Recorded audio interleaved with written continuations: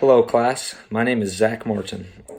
The law or policy which I believe we should adopt as a country is one which protects American football players which are at high risk or any risk of death from head injuries and other sports accidents. I think this is important because every individual matters, and we so often hear stories of tragic deaths to young and retired athletes. This is a definitive issue which must be solved in order to save the game of football. American football presents a unique risk profile for head injuries, and specifically freak injuries.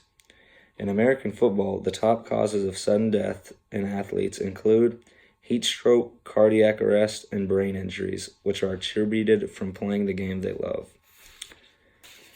In 8th grade, I was in a club and organization called KYA, and me plus some friends created our own bill which required high school and grade school football players in the state of Kentucky to receive a hairline concussion test prior to the season or following any suspicion of injury during a game or practice. We were able to pass this bill, although it didn't actually count as a law. But anyways, this shows how long this issue has been in front of us in our eyes, and it shows the benefits of knowing how to prevent them. Sports injuries are way too common these days, and we often hear stories such as Jordan McNair, who died of a heat stroke at practice in Maryland University, where they faced scrutiny for being too hard on players, as there were signs of his collapse even before. We hear stories also of legendary athletes who had serious and traumatic brain injuries, causing issues which later led to death earlier than they were supposed to go. Examples include Junior Seau and Muhammad Ali, etc. Many may wonder why even play with such risks, or how can we prevent these risks. Here are a few proposals which I think may work.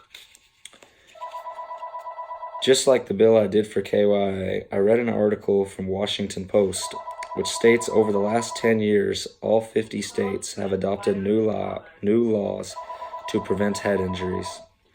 Since these changes, the number of concussions in high school kids has declined by a relative amount. These changes of laws include recognizing and helping the injury. Studies also showed that the rate of concussions goes up nearly 5 times in games compared to practices. One specific bill I found, House Bill 241, states without written consent, a coach cannot return a student athlete to play unless the physician or health care provider has determined no concussion occurred. This bill would create a better policy about playing after injuries and risking further damage. This will surely help a lot of young athletes avoid brain damage and other injuries. A 2017 New York Times article showed out of 111 former players' brains, 110 of them had CTE, a degenerative disease linked to repeated blows to the head. Since then, the NFL has made numerous rule changes involving how to and how not to tackle and hit others, improvements in equipment and coaching staff being able to recognize injuries, which some athletes may not notice and play through. Concussed athletes often stay in games, although they do not know the extent of their injury.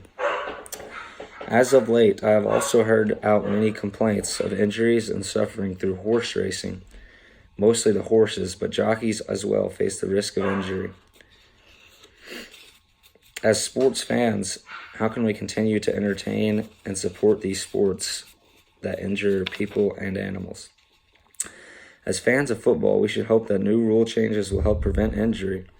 We should also work to pass other bills making the game safer for younger athletes.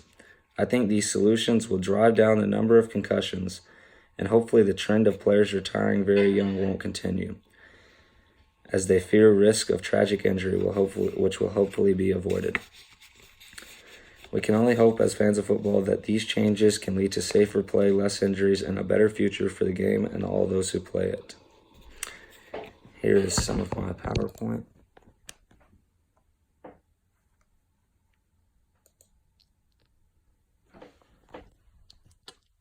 Some ways which athletes' head injuries can be prevented include sitting out after being concussed, as discussed in the bill, making mouth guards mandatory, and requiring more equipment, which could lead to less head injuries.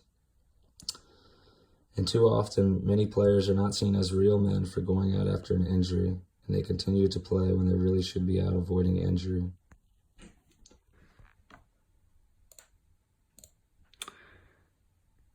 Too many young athletes are forced to play in hot conditions, such as Jordan McNair, and coaches need to better recognize signs of passing out, fainting, and head injuries, which could avoid further damage.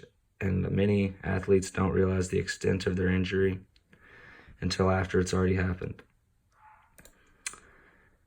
These are some of the works cited I use: a story of Jordan McNair, who died from a heat stroke, then the Kentucky Bill 241, which would tighten rules on concussions, then some NFL rule changes, an article about NFL injuries, and lastly, a Washington Post article that discusses high school injuries being down. Thank you for listening to my presentation. Hopefully this issue will be solved.